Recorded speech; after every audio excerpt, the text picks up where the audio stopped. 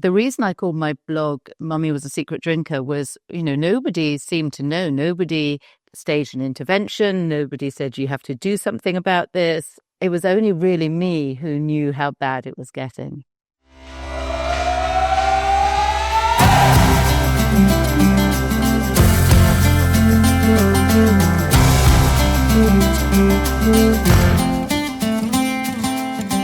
And here we are with Clare. Hi, Clare. Hi, Stefanie. It's so great to be here, all the way from London. I'm so excited about you.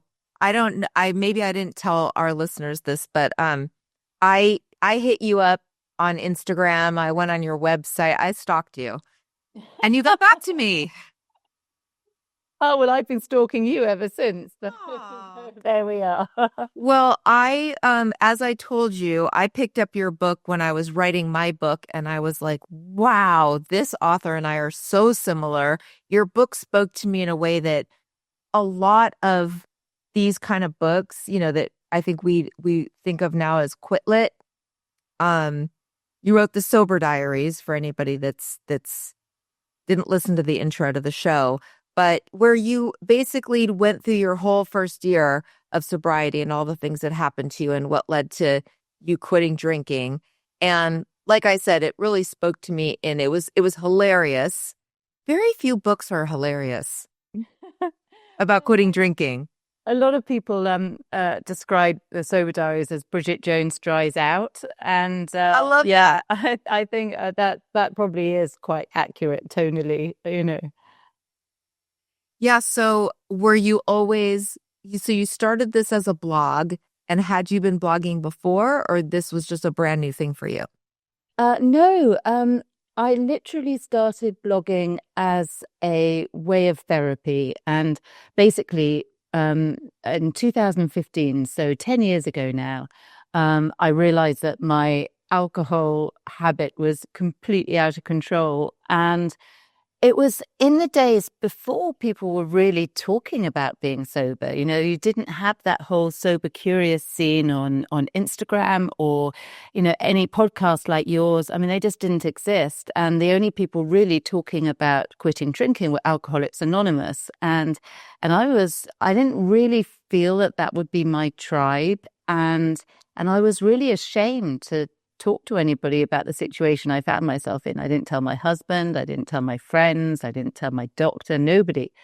But I sort of knew I had to get everything off my chest, and I had to sort of talk to somebody. I just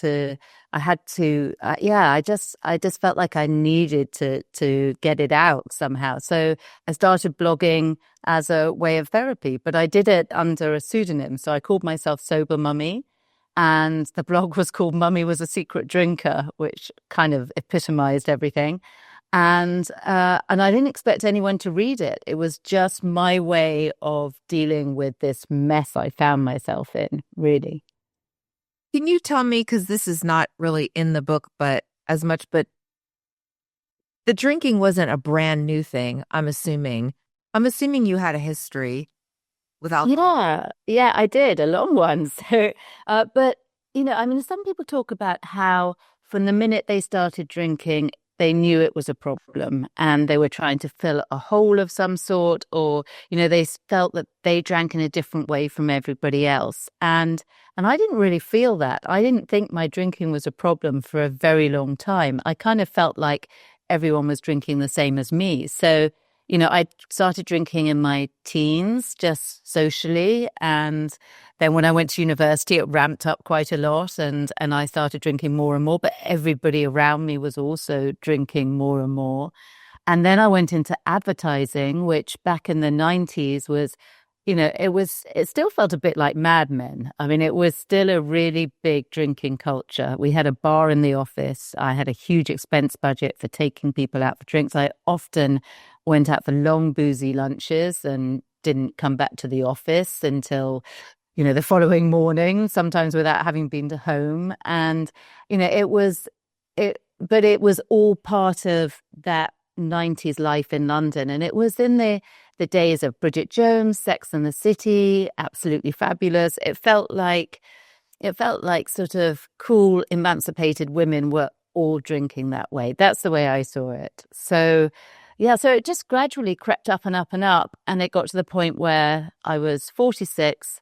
I was drinking, I was easily drinking a bottle of wine a day. But I wasn't getting drunk. I was just used to drinking so much by that stage that I could drink a bottle of wine without it really touching the sides. And, that started causing me real problems. But the reason I called my blog Mummy Was a Secret Drinker was, nobody seemed to know. Nobody staged an intervention. Nobody said you have to do something about this. It was, it was only really me who knew how bad it was getting.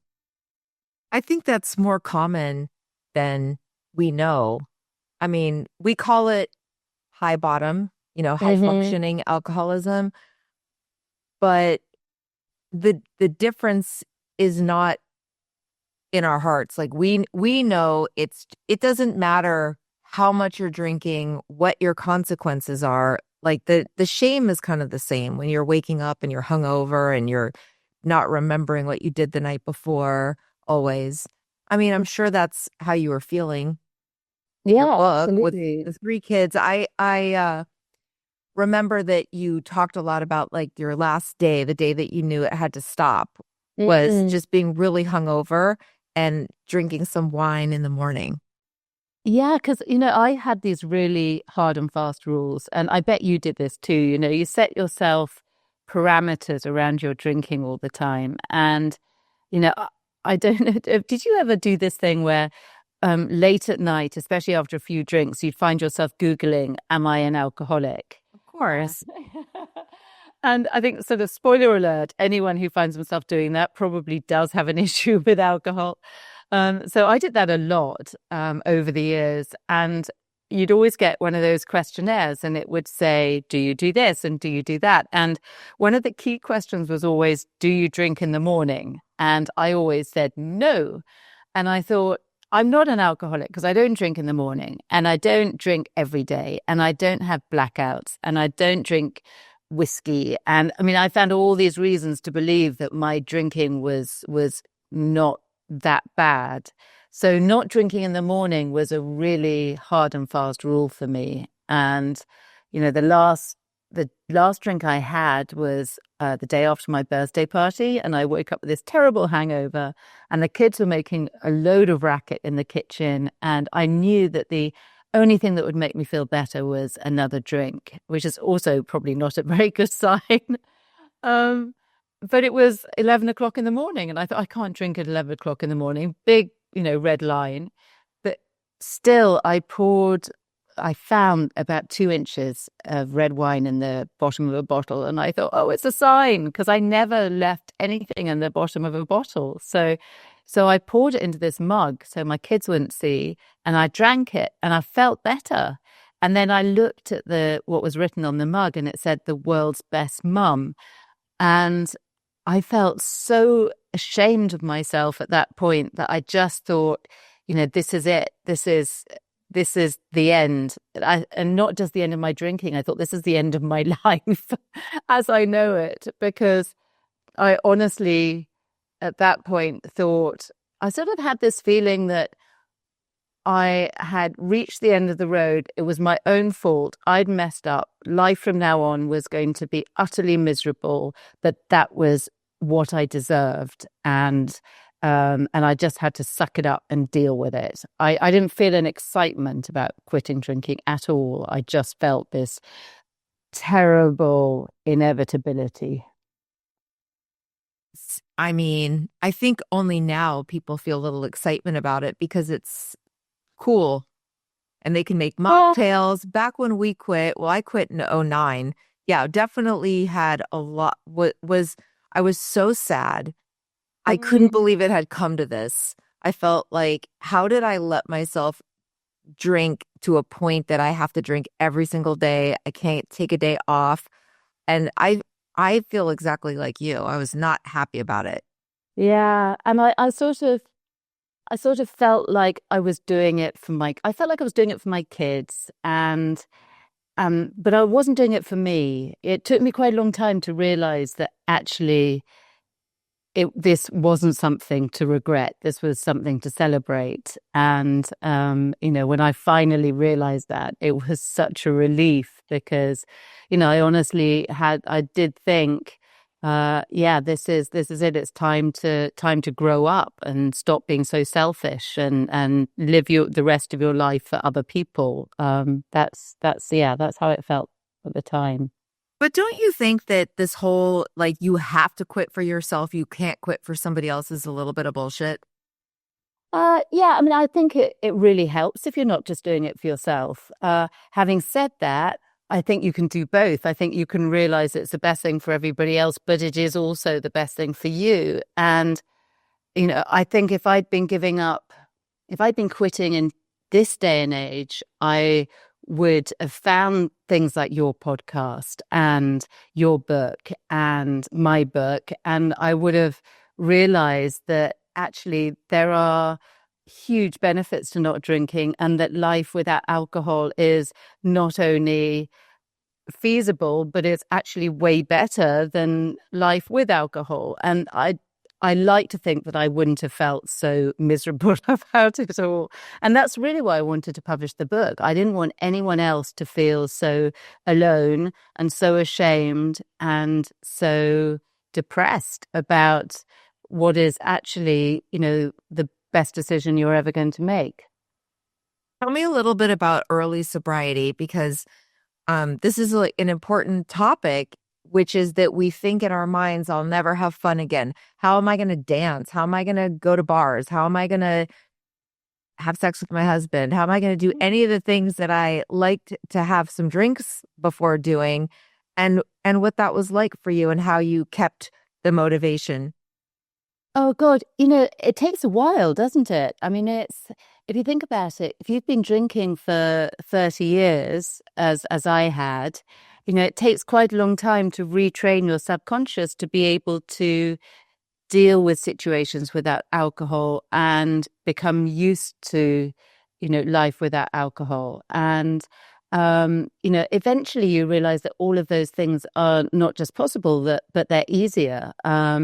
So, for instance, going to a party now, I realize is so much easier when you're not drinking. I mean, to start with, you can drive there and you can drive back whenever you want to leave, and you can have proper conversations with people and you can remember what they said, and you can wake up the next day and not feel guilty. I mean, there are so many reasons why it's better. I mean, there is one thing I still can't do. I don't know if you can, but there's one thing I still can't do as well without alcohol, and that's dancing in heels. I can dance barefoot, but dancing in heels without alcohol is really painful because I had no idea how much I was relying on this sort of anesthetic effect of alcohol to be able to deal with the pain of dancing in high-heeled shoes.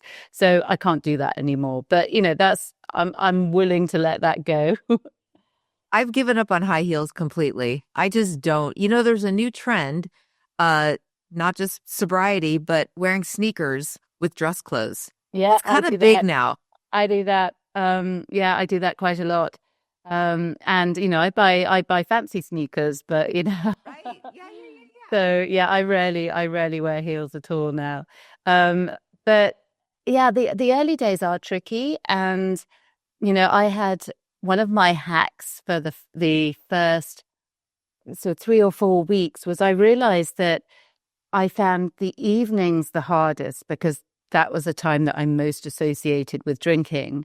But I found mornings just delightful, being able to wake up feeling really refreshed, having slept really well, having no regrets, no guilt, no issues, and feel, yay, this is a brand new day was fantastic. So for the first few weeks, I just found that I was going to bed really, really early and I was getting up really, really early. So I was missing the last 3 hours of the day that I used to have, the difficult hours, and I was adding 3 hours onto the morning.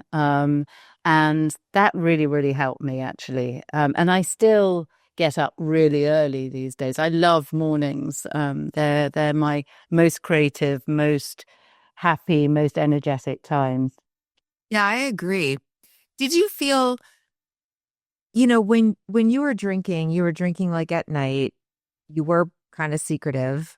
Uh, did you feel, but you say you didn't have blackouts. So were there nights where like you woke up in the morning and you're like, oh, I read my kids' stories and I don't really remember it and I don't remember going to bed. That was for me the work. That was for me some of the biggest shame was just like passing out at night, drinking, taking a Xanax, and just going to bed at like 9 o'clock and not remembering. Like, Yeah, I did I did have hazy memories of some things. Like I used to, I would come back from a party, for instance, and the first thing I would think in the morning was, how did I get home and where is my handbag? So I always had this fear of having left my handbag somewhere because I couldn't remember what I'd done with it, or and gradually the pieces would sort of start filling in, but I don't think I ever lost like an entire night or anything like that. But I would have, I think, what's technically called a brownout, which is, where you were at a party for 6 hours, but you can only really remember about 2 hours of it. You think, where did the rest of that evening go?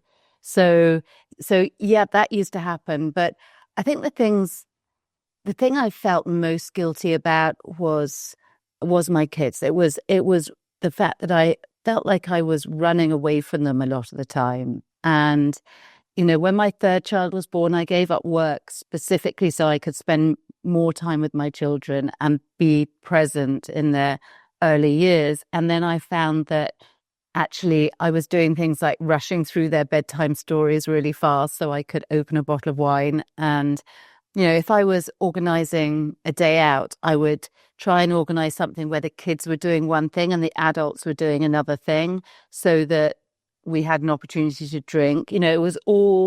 Everything was planned around making sure I had my adult time. And one of the best things about quitting was feeling like suddenly you're on the same wavelength as your kids and you're not running away and you want to be there and you're enjoying the time that you're spending with them rather than trying to, always thinking ahead to when that you're not going to be with them. So as an example, I often tried not to drink during the week or not to drink as much during the week. And I find that I was always desperate for the weekend. So, I was constantly rushing through my life rather than enjoying it and being there. I was constantly thinking, when can I have the next drink? When can I open a bottle of wine? And, life is short. You don't want to spend your whole life trying to, you know, rush through it so you can get to a drinking opportunity. It was really sad. I wonder though how much of that is like wanting to drink and how much of that is for a lot of moms of especially of really young kids, there's an intensity to parenting that we don't know we're going to feel. There's an intensity, the anxiety ramps up for a lot of women. It's a huge responsibility. Some of us feel it so deeply, this I've got to make every moment like super mom moment, that I've got to Mm, be helping my kids. And sometimes you just want to numb that out. I think yeah. there's, and I know for a lot of people who with alcohol issues that stem back to, early days and maybe original family stuff. It's like, we don't want to feel. And that's exactly what I was doing. I was putting the kids in bed and then, try using alcohol as a way of de-stressing. It was my way of going from, this is kid time to adult time. And I think the problem with that is that over time, I got so reliant on the alcohol that I was it was making the parenting harder and harder and harder. So, I thought it was going to make it easier. And maybe initially it did, but towards the end, it made it so much harder because, as I said, I was constantly trying to get away from the children. And then I would wake up in the morning with a low level hangover and have to start the whole day again feeling under par. So, Yeah, so you think it's sort of, your little helper, and actually it's just making everything 10 times worse. What do you think about when you first quit drinking? I know for me, like I was saying, the intensity of parenting, I also had three kids and mine were really young when I quit. My twins were 18 months and my older Oh, daughter was 4.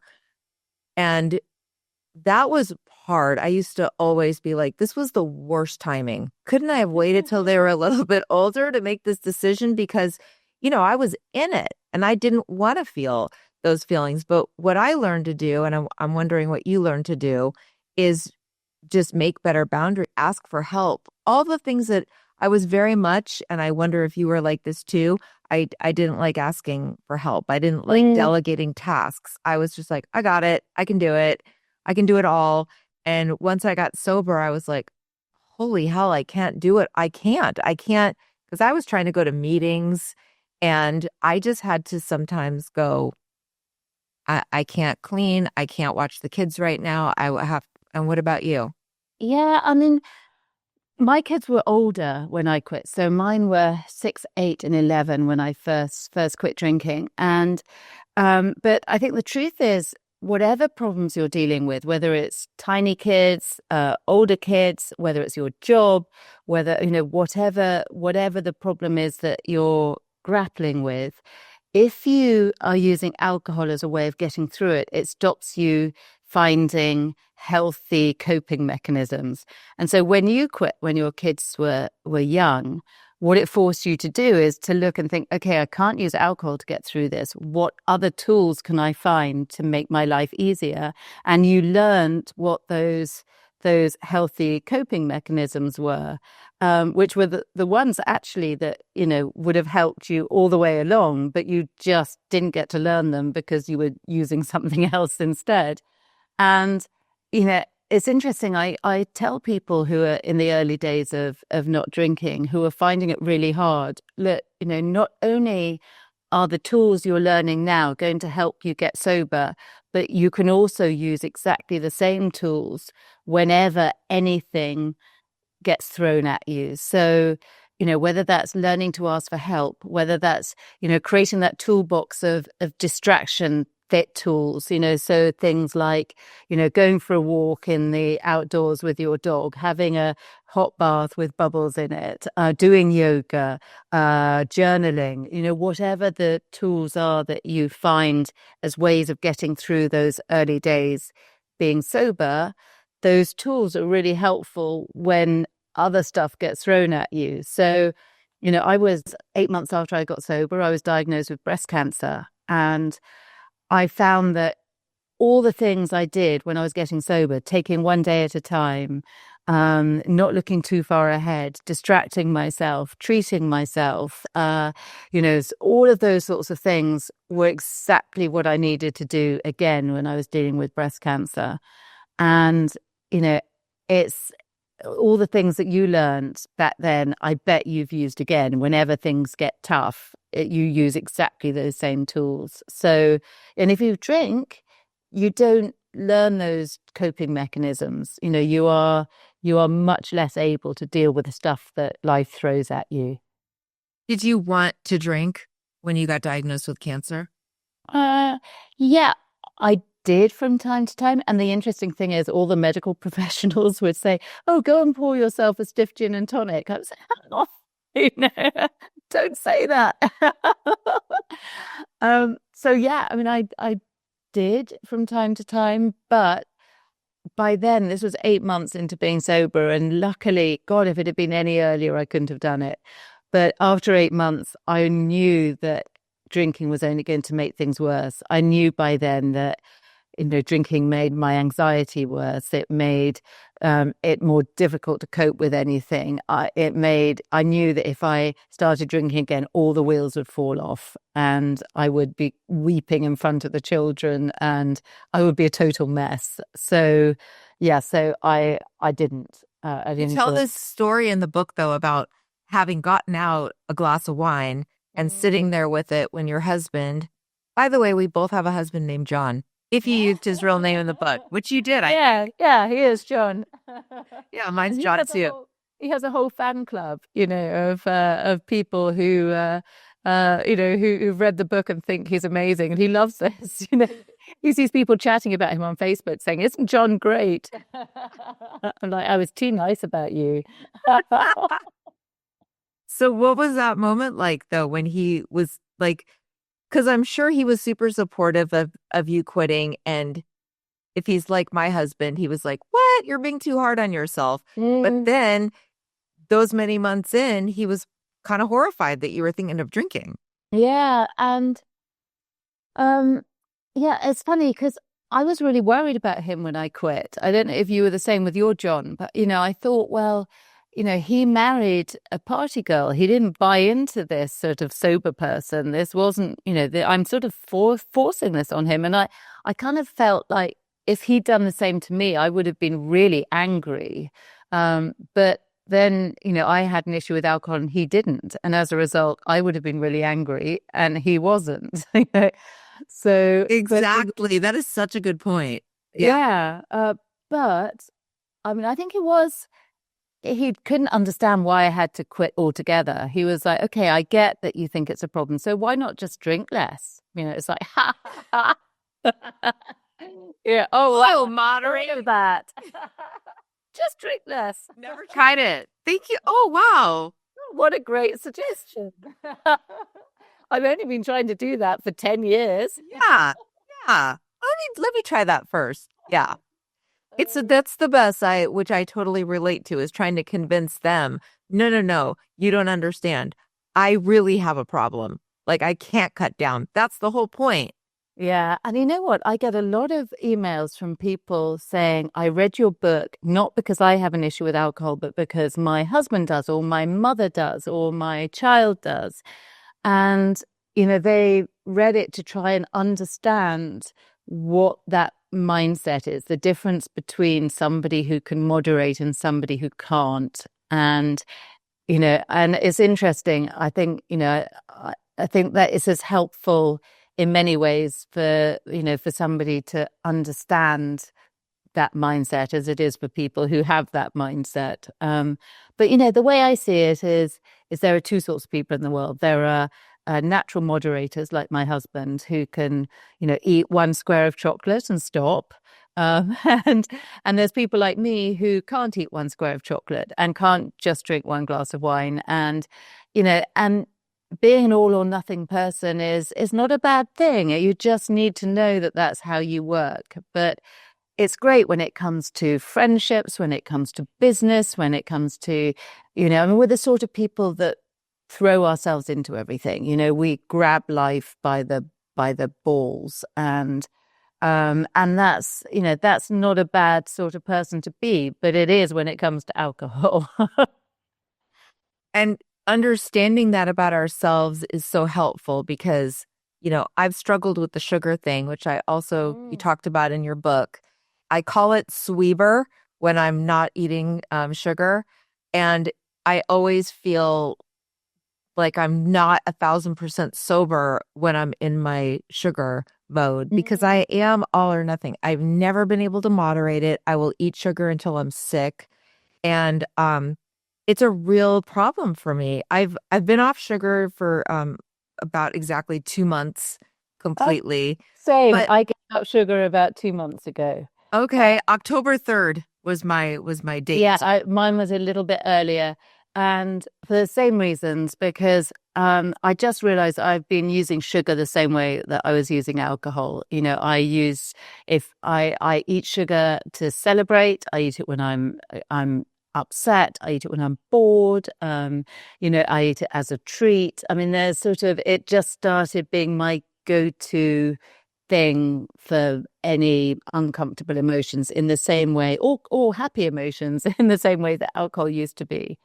And I just realized that, it was, not only was I unable to eat sugar moderately, but I was also getting all those, highs, sugar highs and then sugar crashes, and it's not good mixed with the menopause. So for all sorts of reasons, I quit sugar too. And I feel so much better without it, actually. I still eat fruit, and I still have sugar as a real treat sometimes. But I try to avoid it 99% of the time if possible. Yeah, I was just telling a friend of mine this story about being at a thing with my kids the last time I quit sugar before this time. It's so much like alcoholism because I even think of it as like, oh, that time that I'll have a relapse. But I was at a place, I was at a speech and debate tournament with one of my kids, and I hadn't eaten breakfast because I had assumed they'd have bagels or eggs or something that they usually give because I was a judge at this thing. Anyway, all they had was danishes. And I was so scared because I'm like, okay, well, I can't be starving. So I'm going to have to moderate. I'm going to have one pastry. How many did you have? Well, I started with one and then I congratulated myself. I was like, see, maybe I don't have a problem. I just ate one. And then, of course, as the hours ticked by, I kept thinking about how tasty that one pastry was. And then at the end of the day, this was this place called Porto's, which is a local place that has really good like danishes and stuff. So at the end of the day, they had all these danishes left, and they were like, whoever wants to take a box of danishes home, you can. And of course, in my mind, I'm like, I'll take these home for my kids. I ate like 3 more of them that day. And then I was off to the races. Yeah, I would do exactly the same. So yeah, and if you look at the science of it, sugar, refined sugar anyway, has the same effect on our dopamine system as alcohol does. So it's not surprising that it reacts in the same way. So yeah, I hear you. It's very tricky though, because like you said, when you quit drinking, nature abhors a vacuum. You still have feelings. They still need somewhere to go. And I find that even this late, I've been sober 16 and a half years, and I still, when I'm feeling strong emotions, want to tune them out. I want to tamp them down. I want to do something to make me think about something else. I definitely think I'm still a person who doesn't like to feel things really strongly. It makes me feel out of control.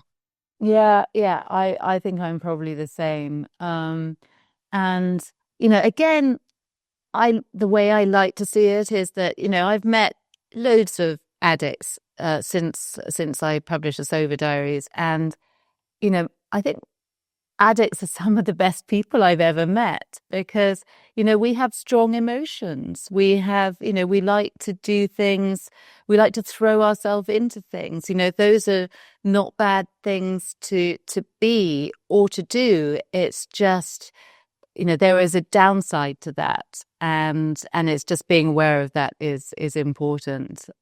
So yeah, so I think the fact that we feel things, we have big feelings which can be uncomfortable is, it's not a bad thing, feeling stuff, Yeah. feeling big stuff. Tell me about, so your blog was under a pseudonym, but then you got a book deal. And tell me about, like, for someone like you who wasn't a public figure, like for me, when I got sober, I'd already been public in a lot of ways, comedian, blogger. It wasn't a hugely, I mean, I didn't want to be public and have my name attached to alcoholism, but it was sort of like, all right, I guess this is what's happening. So I went with it and I adjusted to it. But what was it like to go viral on your blog, get a book deal, and then put all your personal business out on Front Street, as they say? Oh God, it was terrifying actually. So, I about 3 nights before the book came out, it was due to come out just before New Year's Eve, so that time between Christmas and New Year. And I just started thinking, why am I doing this? Why am I telling all my worst secrets to everybody? And I remember having this conversation with my agent, and I was like, "Is it too late to pull out?" And she went, "Well, yes." She said they've printed all the books and they've got all this publicity arranged, and you're going to be on national TV and you're going to be on national radio and you're in the national press, and no, you can't pull out. And then I had, for 3 nights in a row, I had this recurring nightmare. I don't know if you've ever had this one. It's that nightmare where you're walking down a really busy street and everyone has their clothes on and you're completely naked. And that was how it felt. It felt like I was going to go out into the street with absolutely no clothes on, and everyone was going to be staring at me. And it was terrifying. And I discovered, and I'm sure you did too, that the amazing thing is when you make yourself really vulnerable and you are completely honest about all the worst parts of your life, people are generally really kind. There were a few like isolated people who weren't, but on the whole, everyone was really kind. And then I started getting people contacting me saying, look, you telling your story has completely transformed my life. And that made everything worthwhile. And at that point, I thought, yeah, that is why I've done this. It's, and it's still the thing, apart from my kids, it's still the thing I'm most proud of. Oh, that's so nice. How did your husband and kids feel about the fact that you were going to publish a book about yourself? Well, I had a conversation with my husband about it before I even started talking to publishers, because, it's his story too. It's his life. And, I said to him, look, people reading my blog keep saying you should turn this into a book because it would reach more people and people need to be talking about this sort of stuff. And I said, I'm thinking of trying it, but I can't do it if you don't want to do it. And I had no idea what he was going to say, because he's a very private person, my John. He's Scottish, and he went to boarding school at the age of 8. He's Mr. Stiff Upper Lip. He doesn't talk about feelings and stuff like that. And so I had no idea how he was going to react. And he said, I've never forgotten it. He said, you know what? He said, I'm sure there will be lots of ups and downs, and I'm sure it won't always be easy, but it will be an adventure. And don't we all need more adventure in our lives? And I thought, oh, that's why I married you. That's why you're a keeper. Oh, that is so sweet. Yeah. And then how did he deal with all the publicity? I mean, your book, listen, you know this as well as I do. Most books don't sell many copies. So your book was a huge bestseller everywhere. I mean, it has thousands of reviews. So that must have been a little bit shocking. You can't know going into it like, oh, this book is going to be huge. Yeah, no, I certainly didn't. And it still sells now. I mean, Yeah. it's amazing. It's so nearly 10 years later. But yeah, and he's been incredibly proud of me. I mean, he's been really supportive, and the kids have as well. And it was quite funny actually. The day the book came out, it came out on audio as well as a physical book, and we were driving up to Scotland for New Year. So, and it was it was about a 9-hour journey. And the audiobook was about 9 hours long. So I said, hey, kids. And by this stage, the kids were, let me think, 8, 10, and 13, that sort of age. And I said, I've written this book and you know what it's about. And I said, I think you need to hear it, because you need to know what I've said so that nobody can tell you stuff that you didn't know. And I said, so we're all going to listen to it together in the car on the way up to Scotland. And if there's anything you want to talk about at any point, just say, and we'll stop and we'll talk about it. And if you've got any questions, then you can ask me. So we're in the car driving up to Scotland, listening to the story. And yeah, they were great about it. They were sort of, the only thing they really didn't like is that the accents that they gave my husband and the children weren't like their real voices. But they were they didn't, they were totally unbothered by what I was saying, which was great. That's so cool. That is so brave. I do not like to hear. Oh, well, did somebody do your audiobook? Did someone else read it? Yeah, it wasn't me. It wasn't me. Okay. I hate listening to my own voice. Well, I was I going to I won't say, listen to this podcast, I'm afraid, because I just can't. oh, I never listen to my own podcasts. I don't ever. And I did not listen to my audiobook. I felt self-conscious just recording it because I could hear my voice because you're listening to actually how your voice sounds. And I was like, I don't feel like I sound like that. And Yeah, I was the same. I know I can't listen to it. So yeah. Um I was happy listening to somebody else read it. yeah. But not, And not I'm sure you still hear from people to this day that write to you and say, I just found your book. You know, what do you say to people that ask you, how do I know if have a drinking problem? How do I, and what should I do? Oh, good question. I think the part of the problem I had was back 10 years ago, and certainly when you quit drinking even longer ago, there was this feeling that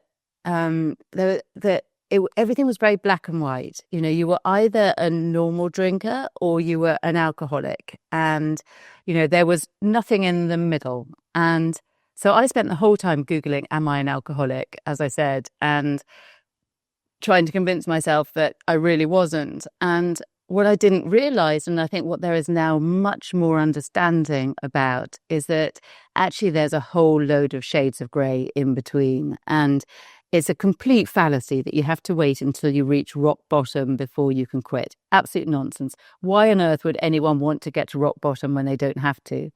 So now there's this understanding that there is, I think, what people term now as the grey area drinker. So someone who is somewhere in the middle of not having a problem at all and having a really big problem. But just because you haven't reached rock bottom doesn't mean you shouldn't quit, because you can still be in a situation where alcohol is really messing up your life. So basically, I was asking the wrong question. I spent the whole time saying, "Am I an alcoholic?" And I should have been saying, "Is alcohol messing up my life?" And the answer to that was yes, and it had been yes for a very long time. And I knew that the answer to that question was yes, but I'd just been ignoring it because I wanted to know if I was an alcoholic and therefore if I had to quit. So for me, the main sign that alcohol is messing up your life is if it's taking up too much of your headspace. So if you are spending loads of time thinking, am I going to be drinking tonight? What should I be drinking tonight? Have I got enough alcohol in the house at the moment? If not, where can I go and buy some from? Should I buy some from a different place from the place I went to last time, just in case the cashier starts judging me? All those sorts of thoughts going through your head all the time is a sign that you really shouldn't be drinking, because the joy of getting rid of that constant narrative is unbelievable. Just the free headspace that you have when you're not having to think about alcohol anymore is such a joy. So that for me is one of the biggest tests. Another obvious one is, are you drinking alone? Are you drinking not just for social lubrication, but self-medication? Are you drinking to numb feelings rather than just to have fun with your friends? That's also not a good sign.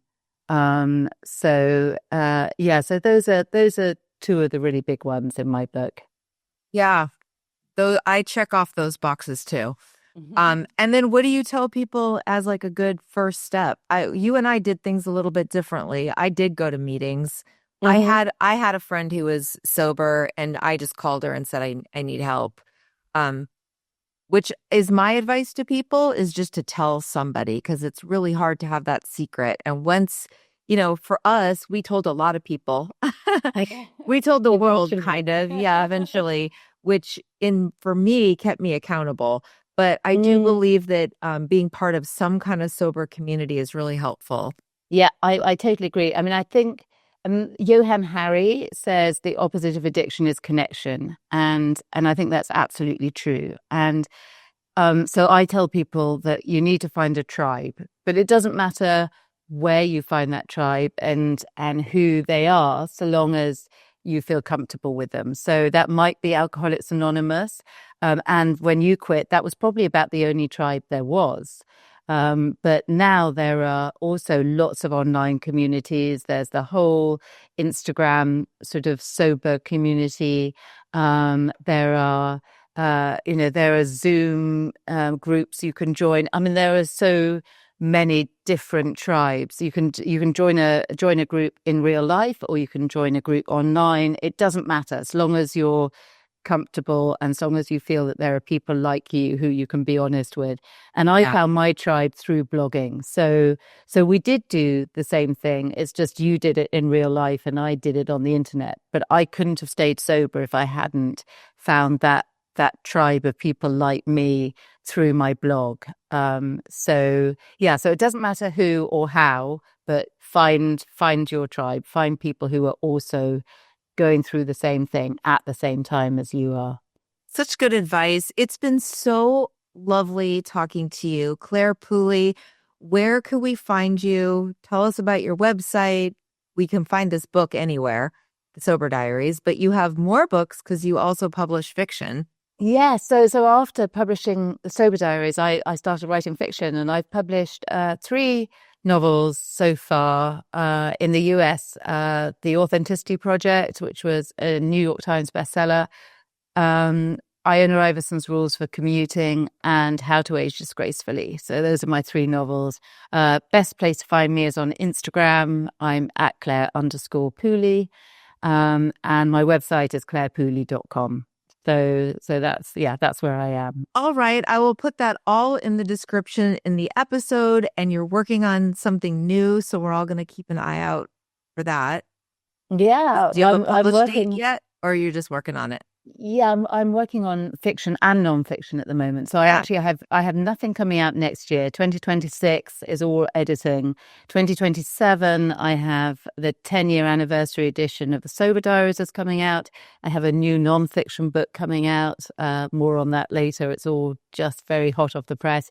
And a new novel coming out. So that's going to be a big year. Wonderful. Well, thank you so much. And thanks, everybody. And we will talk to you next week. Bye. Life is good.